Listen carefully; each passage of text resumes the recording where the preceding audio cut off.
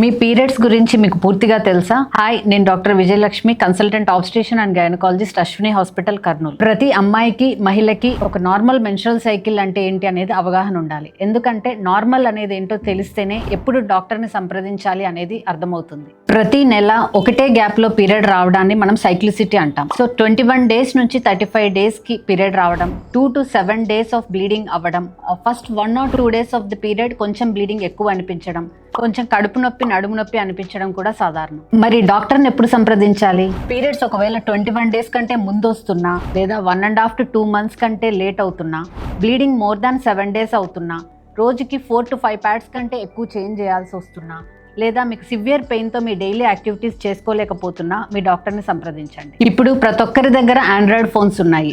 So మీరు మీ మొబైల్లో ఒక మెన్స్ట్రువల్ సైకిల్ ట్రాకింగ్ యాప్ని డౌన్లోడ్ చేసుకోండి. అందులో మీ పీరియడ్ డేట్స్ని నమోదు చేసుకోండి. మీ సైకిల్ ప్యాటర్న్ ఏంటో మీకే అర్థమవుతుంది.